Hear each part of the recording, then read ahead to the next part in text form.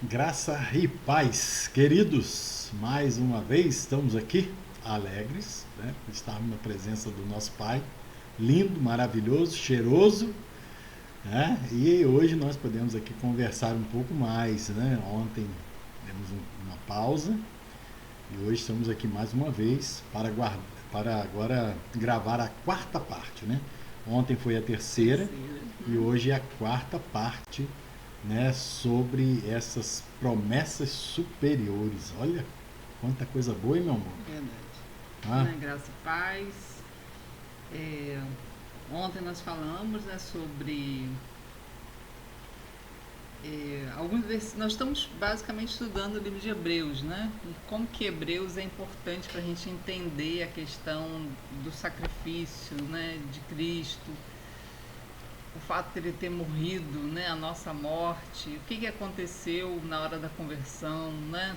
Fomos feitos perfeitos, não porque não pecamos, mas porque ele nos inseriu na perfeição dele, né? Hoje nós estamos inseridos em Cristo, no corpo dele, e fomos inseridos por quê? Porque morremos nessa natureza, né? Isso é muito importante, né? A Andréia já está morta, Marco já está morto, né? Nós fomos sepultados em Cristo, né? E quando nós ressurgimos através do batismo, ressurgimos já uma nova criatura.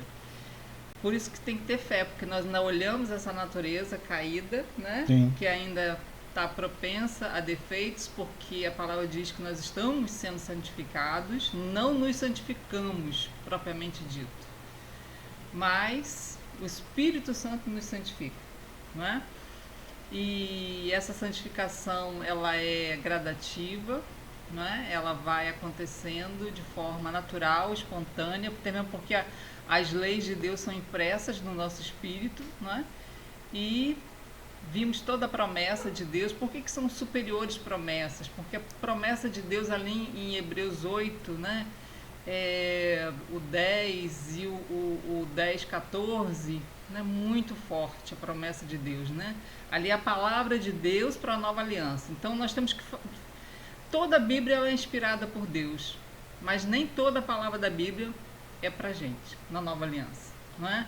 Teve a palavra de Deus para a antiga aliança, teve a palavra de Deus para Noé, teve a palavra de Deus para Abraão, teve a palavra de Deus, né, para Adão, e agora a palavra de Deus para a nova aliança, né? Então nós temos que nos firmar na palavra de Deus para a nossa época, Justamente. Não é? E para a nossa época a palavra de Deus está ali em Hebreus 8 e Hebreus 10, superiores promessas, né? Perfeito. Então todas as promessas que ele fez antes, a nossa é superior.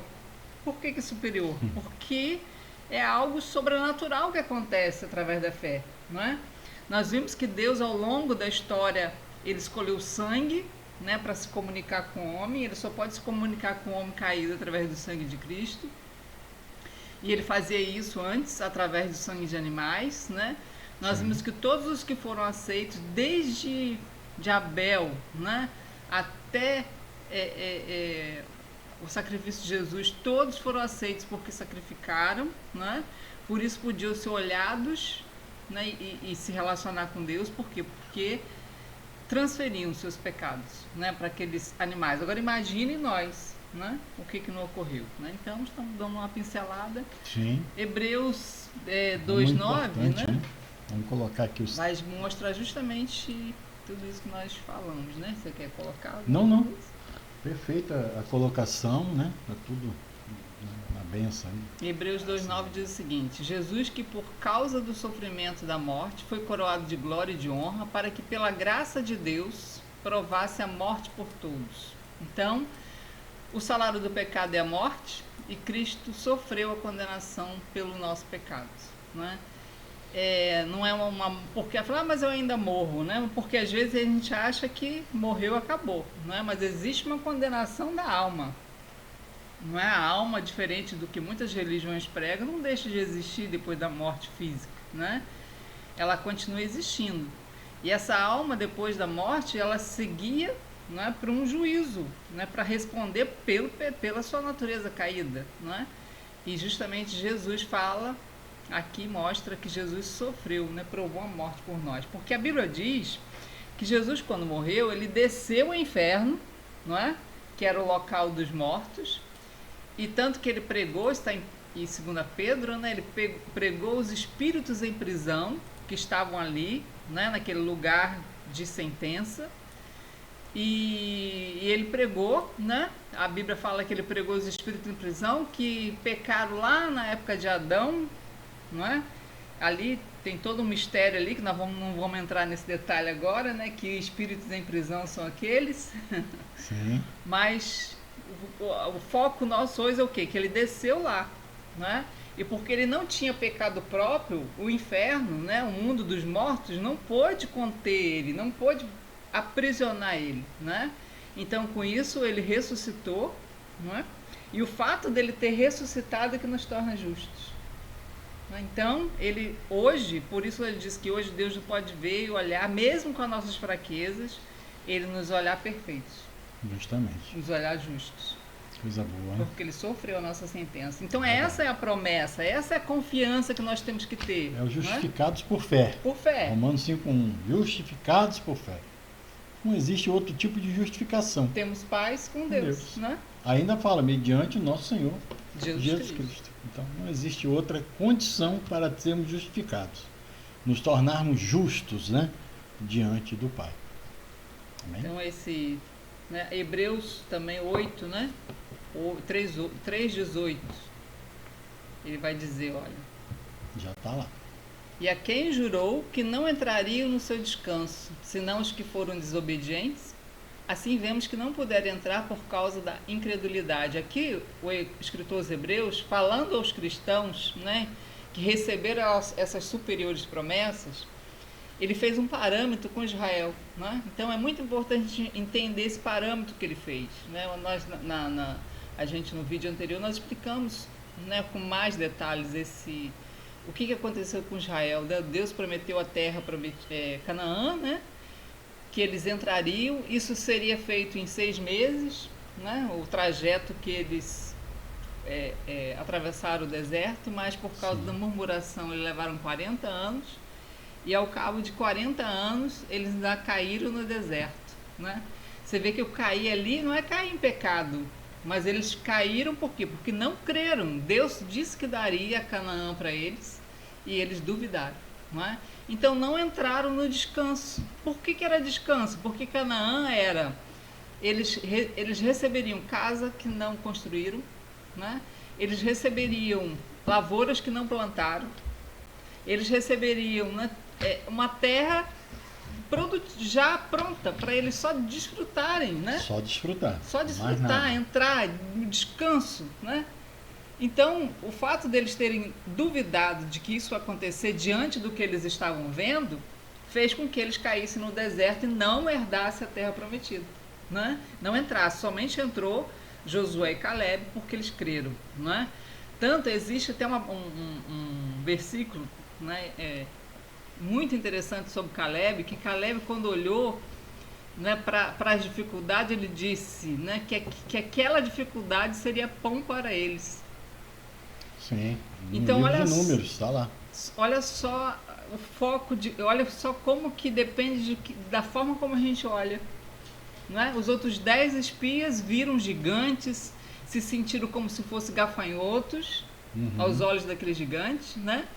E Josué e Caleb, principalmente Caleb, né? Ele falou que aquele obstáculo seria pão para eles. Comida, né? Comida. Fácil de se vencer. Isso. Então, nós temos que ter isso em mente. Hoje nós temos uma superior promessa. Qual é a promessa? Né, que nós já vimos em Hebreus 8 e Hebreus 10, que Deus fez um juramento, né, e ele fez esse juramento. Ele deu a palavra dele e jurou por si mesmo. De quê? De que ele não se lembraria dos nossos pecados. Por que ele não se lembra? Para punir, para condenar, para mandar para o inferno. Porque Cristo já foi no nosso lugar. E essa natureza nossa caída, ela já está morta, ela já morreu, né? Ela já foi sepultada em Cristo. Hoje, diante das dificuldades que nós vemos, diante, né, dos obstáculos, nós temos que enxergar como Josué e Caleb. O Senhor prometeu, o Senhor vai cumprir. O Senhor vai cumprir. Não é? Se ele prometeu que ele não se lembraria dos nossos pecados para nos condenar, nós temos que crer nisso. Isso aí. O que vai impedir da gente entrar no descanso, que descanso é esse? É o descanso de que já estamos salvos, não vamos ser salvos. Descanso que já está tudo pronto. Já está tudo pronto. Essa promessa para eles. Ó, tá tudo pronto. Consumado. Vocês vão entrar lá e vão só desfrutar. Tá tudo pronto. Né? E eles, primeira oportunidade, viram os gigantes. Olharam para as circunstâncias, assim como Pedro, né? Pedro, enquanto ele estava olhando para Cristo, ali naquela tempestade, né? Ele estava andando sobre as águas. A partir do momento que ele olhou para o lado e viu a circunstância, a tempestade, ele naufragou, né? Então hoje não é diferente. Enquanto nós olhamos para Cristo, o que Cristo fez, não é? Não tem naufrágio. Nós não naufragamos na nossa fé. Verdade. Né? Nós estamos firmados. Mesmo que a tempestade esteja ao nosso redor, né, devastando tudo, mas nós estamos firmes na fé. Por isso que hoje o maior desafio do cristão é o combate da fé. É se ver morto e já se ver condenado, né? A sua sentença já foi executada em Cristo, por isso nenhuma condenação há para aqueles que estão em Cristo Jesus, ou seja, foram inseridos na justiça de Cristo. Né? Então isso nos dá descanso. Por quê? Porque se a gente ainda tivesse que conquistar a nossa salvação, não haveria descanso, nós ainda estaríamos preocupados. Esforço, haveria esforço, né? Ainda. E se amanhã eu não conseguir? Você não tem certeza de nada, né? Nós somos fracos, nós somos propensos né, ao pecado porque faz parte da nossa natureza, e aí? Não teríamos descanso, não teríamos confiança, né? Então hoje eu converso com muita gente, eu falo sobre a questão do arrebatamento, da próxima pessoa logo reage, não, Jesus não pode vir agora não. Mas você sente na pessoa o quê? Um temor, né? Um medo de que ele venha e a pessoa não esteja pronta para subir. Não é? Ou seja, ele é sincero, ele se olha para si e ainda vê falhas. Não, né? É bom que Jesus não venha agora não, porque se ele vir eu vou ficar.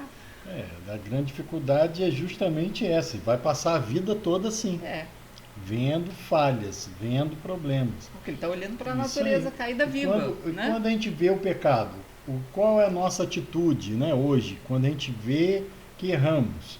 Né? Não é estar diante de Deus se condenando. Ai, tá vendo, eu não consigo vencer isso ou aquilo, ou se martirizando, que isso é coisa do adversário. Nós temos que olhar para o Pai e agradecer a Ele, porque aquilo foi vencido na cruz. Eu acho que esse é um dos maiores, não o maior, mas um dos maiores desafios de fé. É você olhar na hora que você erra, olhar para o Pai e agradecer a Ele. Pai, muito obrigado, porque esse pecado o Senhor já levou na cruz. Aí o que você faz? Você pede graça. Pai, me dá graça para vencer. Né? Isso aqui é algo que o Senhor já venceu. A única coisa que está acontecendo é que a minha alma ainda fica conturbada quando passa por essa situação. Né?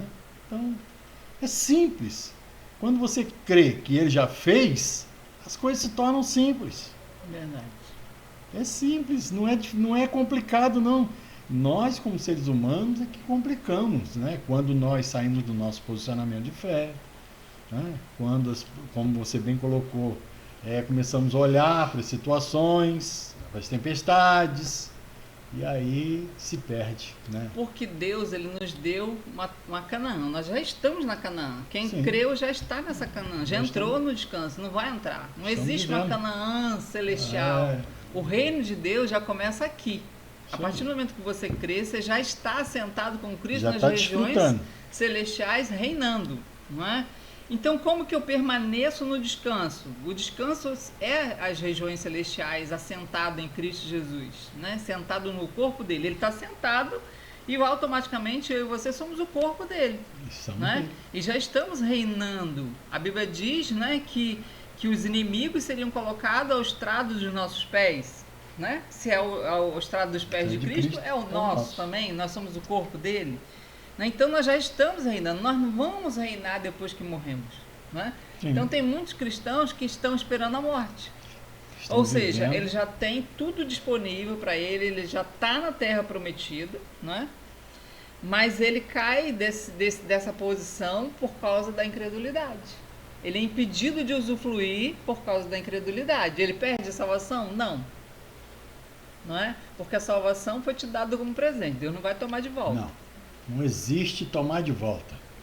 Mas fica impedido de desfrutar de tudo que já está disponível. Casa que você não construiu, não é? Tudo. Tudo Saúde, acontece, tudo. né?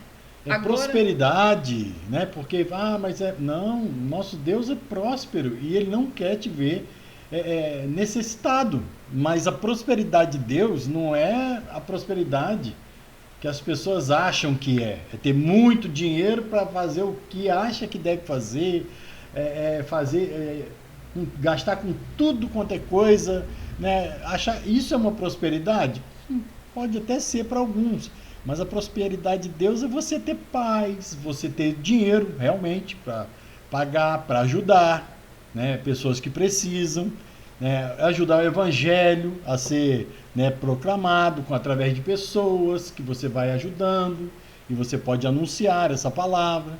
Por aí vai. Agora, nós somos testados na nossa fé. Com certeza. Tem o dia mau. Você usufrui de tudo, mas tem o dia mau. Agora, não são uma vida mal, não é? É o dia mau. O dia mau é o dia da aprovação. É o dia que a nossa fé é testada.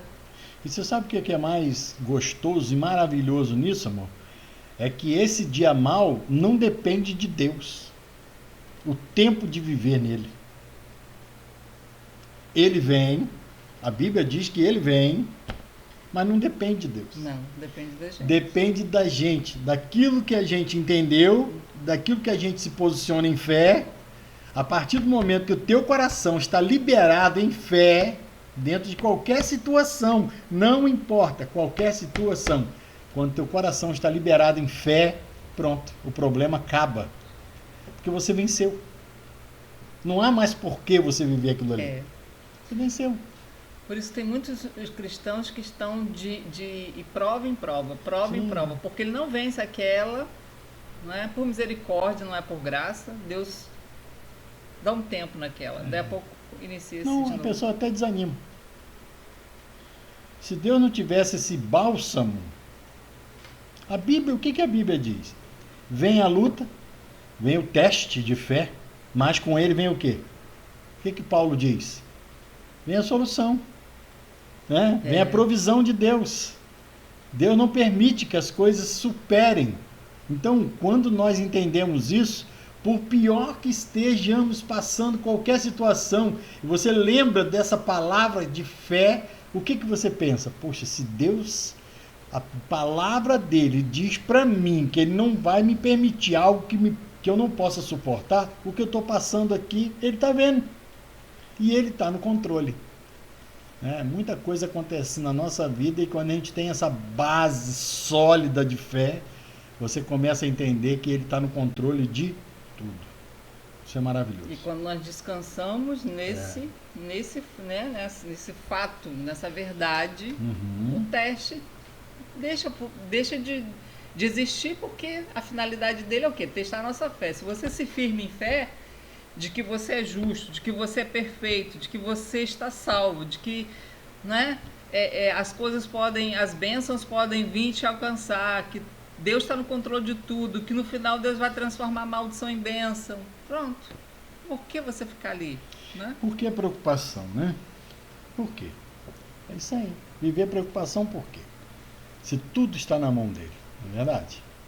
Vamos lá? Vamos seguindo? Então, ali foi dito, né, que Deus jurou que não entraria no seu descanso. Então, hoje, quando nós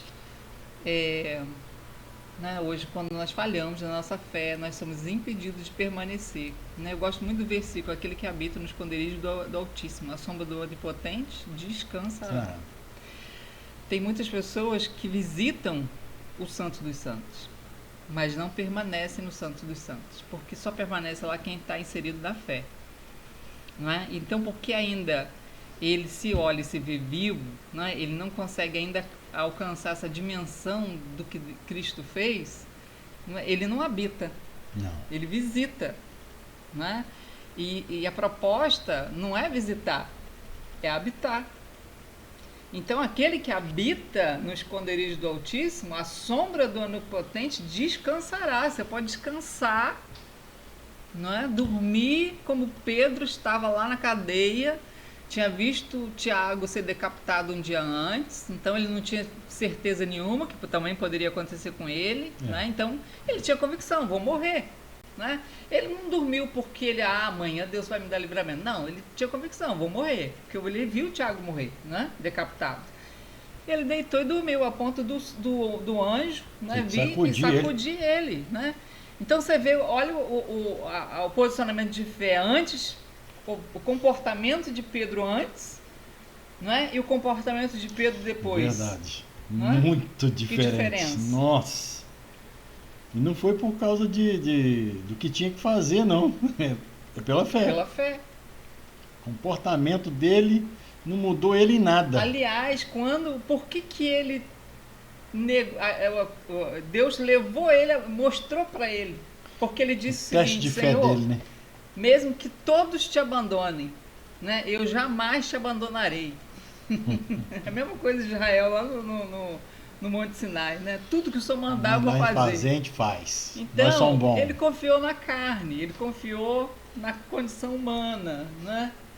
E falhou, negou a Cristo. Né?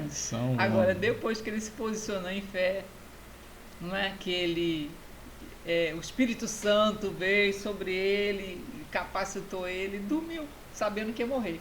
Né? Esse é o descanso. Tranquilo. E uma coisa que eu gostaria até de colocar aqui, aproveitar essa oportunidade, sobre como começou, né, o nosso processo. E Deus me deu uma certa vez uma palavra, uma experiência, algo para deixar, né, no caminho para outros. O que foi? Tem pessoas hoje, amor, você vai lembrar disso, que esperam viver a graça olhando pela janela. Uhum. Você lembra disso? Uhum. Ou seja, ele consegue ver, né, ele consegue, assim, presenciar, olha de longe. Não, isso... Parece incrível, né? Olha como isso é bom. Então o que ele quer fazer? Ele quer trazer a graça que está lá fora, aquela graça que ele está vendo, que pode ser assim algo tremendo, que vai entrar no descanso. Ele quer trazer para a posição dele, aonde ele está. Né? Quando você está dentro de casa olhando pela janela, você quer trazer aquilo que está lá fora aqui para dentro da casa. Isso não vai acontecer com a graça, porque a graça não é uma janela. A graça é uma porta. Jesus disse: eu sou a porta. A graça é uma porta. Então, você atravessa. Ou seja, quando você olha pela janela, você vê aquilo que está lá na frente dos teus olhos, mas aquilo que está na parede, aonde está a janela, você não consegue ver. Por mais que você às vezes tente colocar o corpo para o lado de fora, você não consegue ver direito. Mas quando você está do lado de lá, você passa pela porta, aí você olha para cá, aí você tem o vislumbre exatamente da onde você está vivendo. É isso que acontece quando a gente atravessa a porta. Você olha para a vida que tinha, você vê o quanto que você vivia na lei. Só que a lei estava escrita onde? Na pedra, que simboliza aquela parede que você não consegue ver. Está ali, está te mantendo ali, preso naquele lugar. Você só consegue passar quando você atravessa a porta. E Cristo te convida a atravessar essa porta, viver esse descanso, crer. Crer não é sentimento, não é, amor? É posicionamento. Posicionamento. Eu me posiciono em crer e pronto. Acabou. Ninguém vai mudar isso. Né? E o adversário vai lutar muito, mas ele não vai conseguir. Não. Se você se posicionar, chega uma hora que ele vai tentar diversas formas. Mas aquela mesma situação, você vai ver que aquele ciclo, como você passou, que a gente vive no mesmo ciclo, você vai ver aquele ciclo passar. A coisa na vida de muita gente vai e volta, vai dar uma volta, demora dias, às vezes anos. Daqui a pouco está vivendo a mesma situação. O livro de Hebreus é todo baseado na incredulidade. Ali não tinha nenhum pecado, né, moral. O escritor, né, que não se sabe se é Paulo, em momento nenhum ele chama atenção de pecados. Né? Ele até orienta no capítulo 12 sobre o comportamento e tudo mais. Mas o foco dele é a incredulidade, né? E ele diz, né, talvez em estudos mais para frente, talvez a gente dê sequência no estudo de Hebreus, ele foca a disciplina, ou seja, aqueles que são incrédulos, porque a palavra incrédulo é aquele que não crê. Só isso. Aquele que não crê na promessa de Deus é uma pessoa incrédula, né? Então, o filho que ainda não creu, mas é filho porque ele de alguma forma crê em Cristo, né? Que Cristo é o Filho de Deus e morreu pelos seus pecados, mas ele ainda não tem a dimensão do que isso é, né? O descanso que isso pode proporcionar. Então deixa ele um filho criança, um filho que ainda precisa de leis, precisa de limites, não é? É igual uma criança que está ainda, né? Não atingiu a idade de maturidade, ela precisa de regras, né? Já o filho adulto não.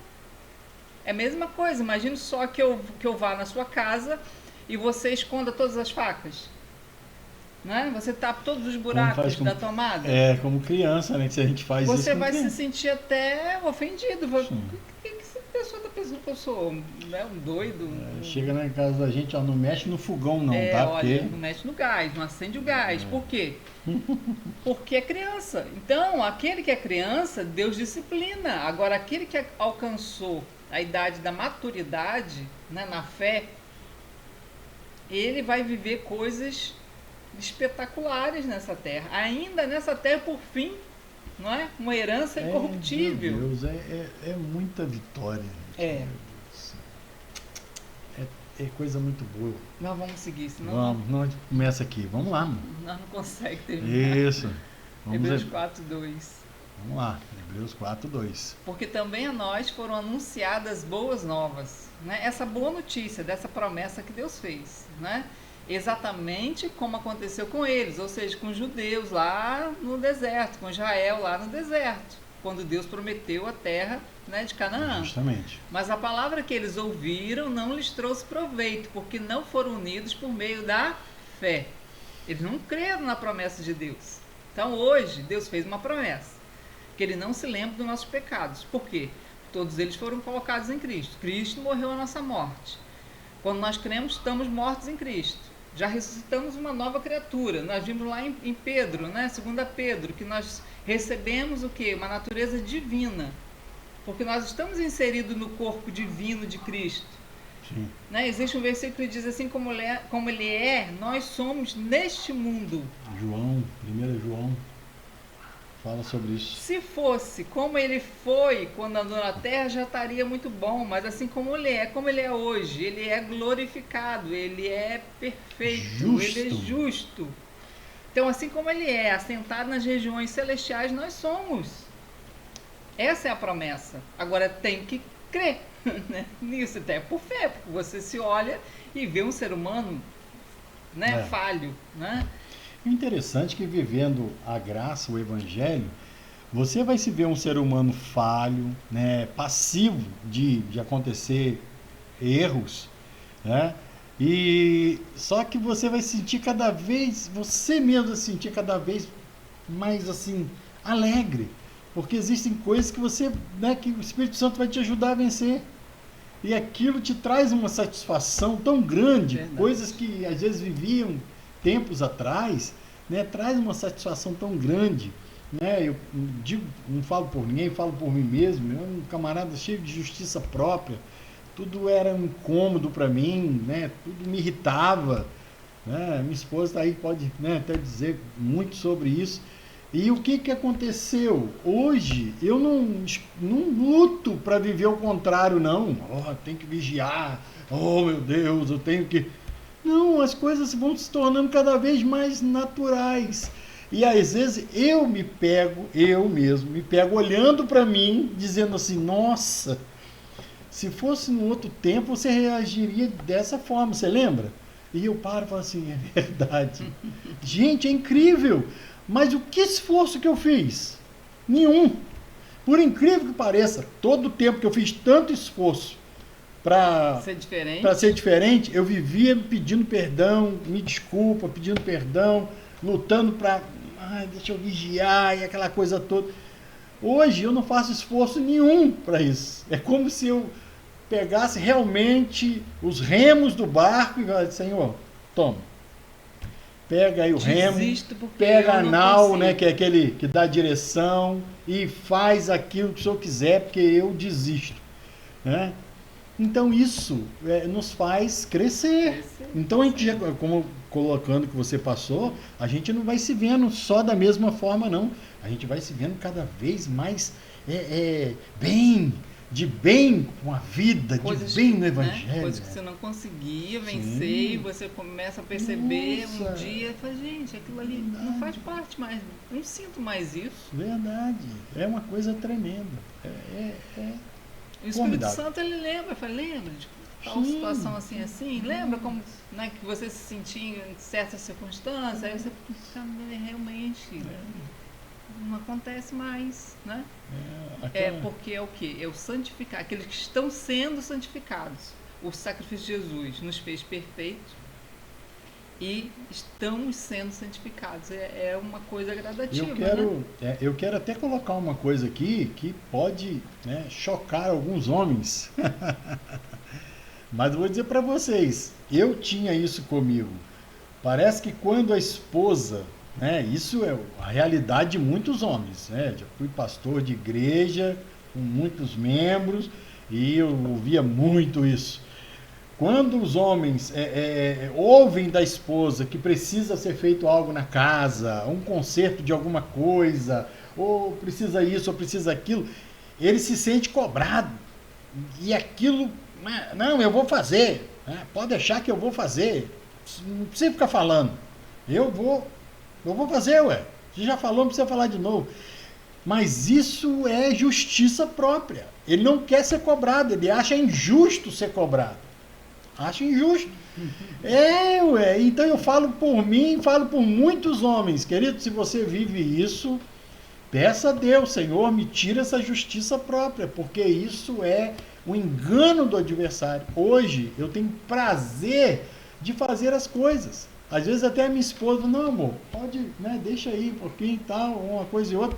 Eu gosto de arrumar as coisas, eu gosto de ver tudo funcionando, eu gosto de... Né, onde tem um problema hoje eu gosto de estar ali para resolver, mas o que eu fiz?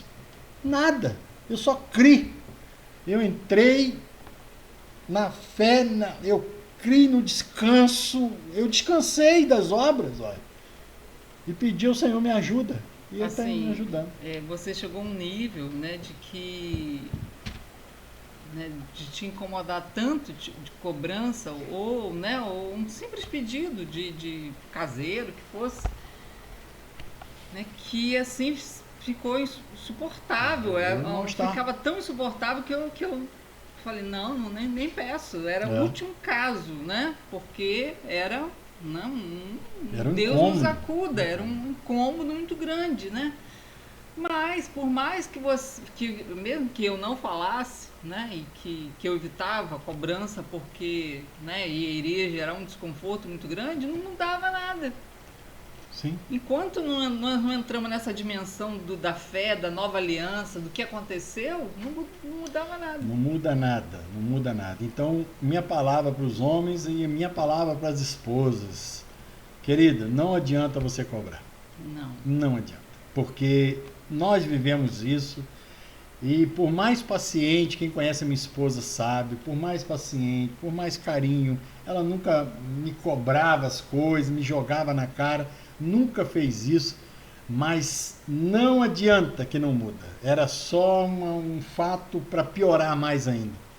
Por quê? Porque essa justiça própria, existem muitas coisas que fazem parte da justiça própria e ela é a raiz da iniquidade.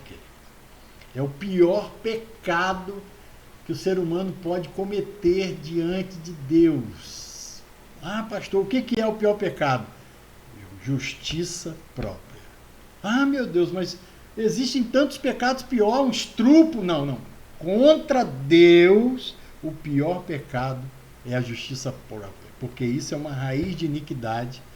Foi o que Jesus veio ter que pagar com sangue para que isso pudesse ser retirado da nossa vida. Não para pagar para o diabo, não. É para que nós pudéssemos receber a justiça de Deus e dar para Ele ser arrancado de nós essa justiça própria. Verdade. terrível. Mas vamos lá, vamos seguir, porque só quis dar esse exemplo. Dá uma observada, parece que a voz está atrasada. Não, Tem- não. Observa. É. Então, nós, porém, lá em Hebreus 4:3, que cremos, entramos no descanso. Glória a Deus. Descansamos das nossas obras. Que obras é essa? A obra do bem, fazer o bem? Não. É a obra de tentar ser salvo.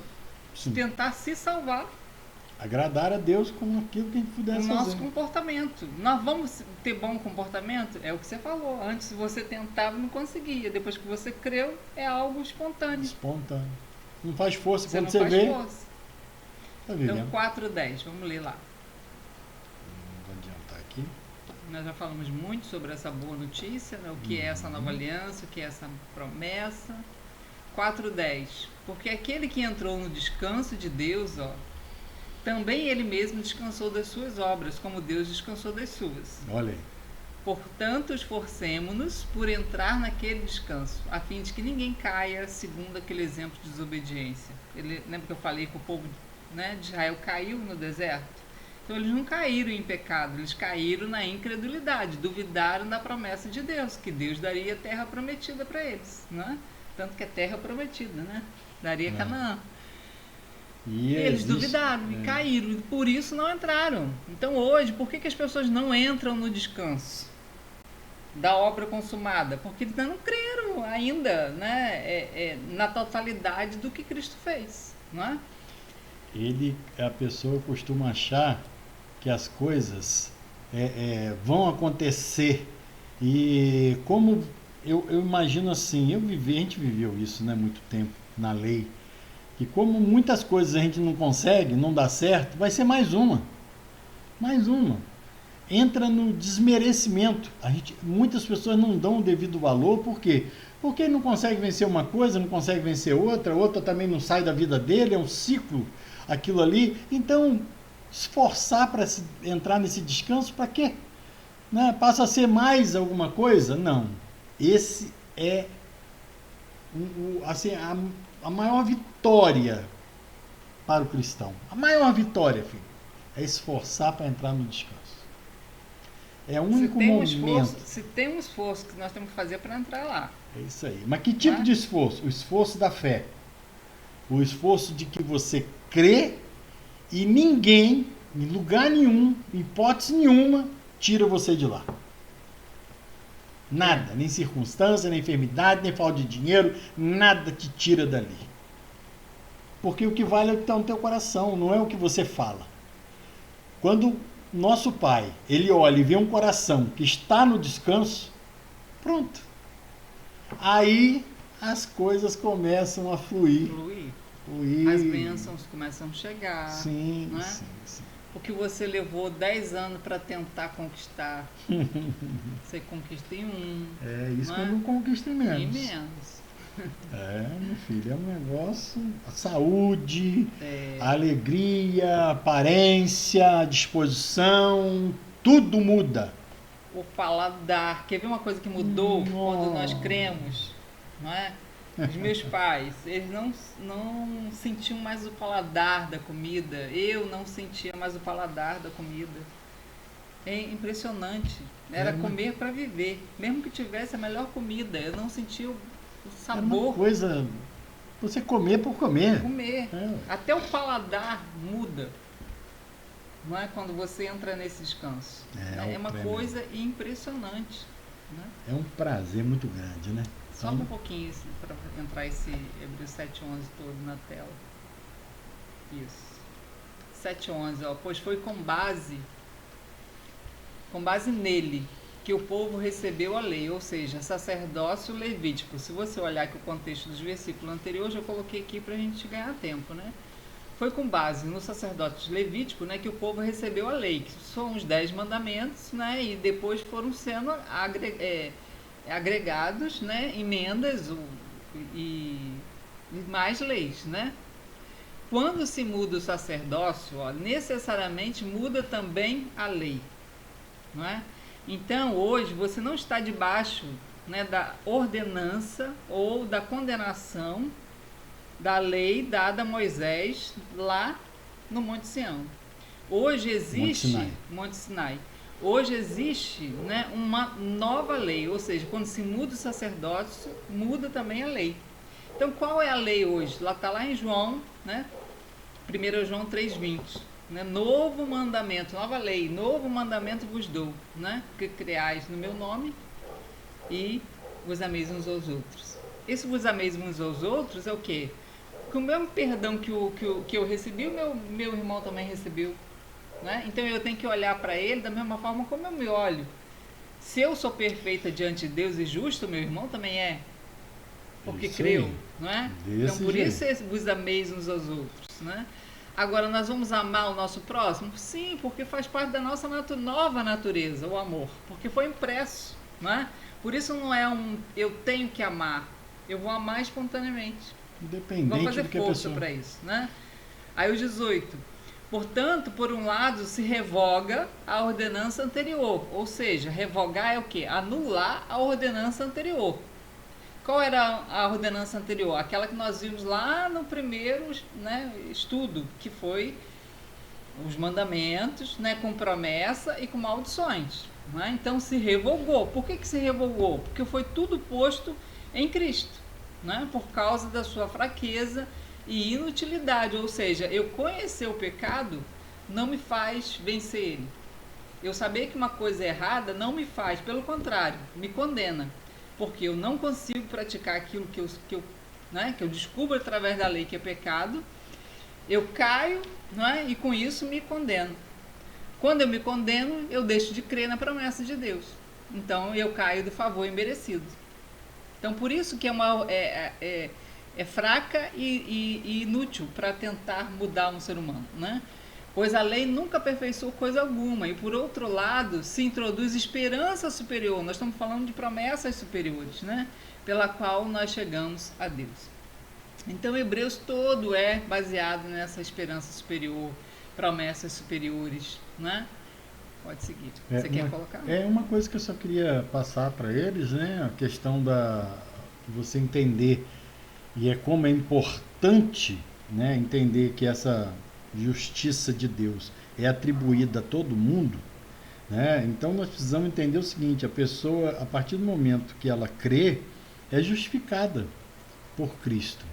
Então é muito importante que o nosso amor, o amor que Deus colocou em nosso coração, entenda isso, que da mesma forma que somos perdoados, os outros também são. Você falou sobre isso, eu só estou frisando, porque aqui em Romanos, capítulo 4, versículo 5, você vai ver uma história falando sobre Abraão, né, e falando sobre a graça. E aqui ele diz: ao que não trabalha, porém crê naquele que justifica o ímpio. Ou seja, não é que não trabalha, não é o trabalhar, é naquele que descansa, aquele que crê. O contexto fala sobre isso. Porém crê naquele que justifica o ímpio. Ou seja, não está falando da justificação própria, está falando da justificação do outro. A Bíblia diz: a sua fé lhe é atribuída como justiça. A partir do momento que eu tenho fé que alguém que errou, até contra mim, contra você, aquela pessoa é justificada também por Cristo. Quando nós temos essa convicção, essa justiça, a fé, a justiça é atribuída a nós. Ou seja, mais da justiça de Deus, né? Recebemos, não é receber mais, mas mais adentramos a essa justiça, mais entendemos. Isso é muito bom, isso é um caminhar, né? Mas vamos lá, vamos seguir, porque só queria colocar. Você lembrando, né, de Hebreus, hoje, hoje Deus assim me deu algo muito profundo e teria que, né, a gente pode ser o próximo livro a gente está estudando, né? Sim.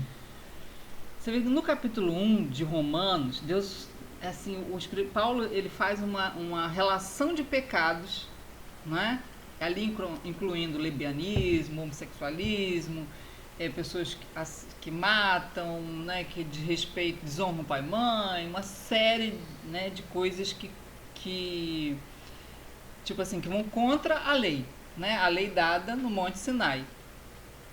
E ali, no capítulo 2 em diante, Paulo começa a mostrar justamente que essas pessoas, né, que praticam tais coisas, Porque ali os crentes estavam julgando, certeza, não é, aquelas atitudes, estavam julgando as pessoas, né? E provavelmente eram pessoas que estavam entrando para o Evangelho, não é? Ainda estavam no processo de santificação e tinham pessoas que estavam julgando aquelas pessoas que estavam, não é? Crendo na promessa de Deus de forma, não é, espontânea, mas ali devia ter algum judeu, não é? Porque queria implantar a circuncisão e toda a questão da lei, porque focava o pecado daquelas pessoas, né? E ali Paulo começa, justamente esse versículo que você leu entra dentro desse contexto, né? E ali Paulo, né, ele começa a dizer, né, no capítulo 2, que quem é tu, homem, para que julgue quem quer que seja, né? Romanos 2:1, que julgas quem quer que seja, porque te condenas a ti mesmo naquilo que julgas. Por isso que nós temos que nos amar uns aos outros, sem julgamento, não é? Vamos lá, vamos abrir para não ficar... Romanos 2:1. Romanos 2:1. Pronto, vamos lá. Portanto, és indesculpável, olha, né? Ó homem, quando julgas quem quer que seja, porque no que julgas os outros a ti mesmo te condenas, não é? Aí o 2 ele diz, bem sabemos que o juízo de Deus é segundo a verdade, contra os que tais coisas praticam. Esse versículo aqui hoje, né, eu estava ouvindo uma pregação e o mensageiro, o ministro de Deus, comentou esse versículo. Na hora o Espírito Santo, né, ele trouxe luz sobre esse versículo. Sim. Por quê? Porque bem sabemos que o juízo de Deus, como que Deus julga as pessoas que estavam praticando aquela lista de pecados lá no capítulo 1? Só um minuto que deu vou dar uma interrompida aqui e a gente já volta, porque deu uma interrompida aqui na câmera. Não acabou a bateria não, meu irmão?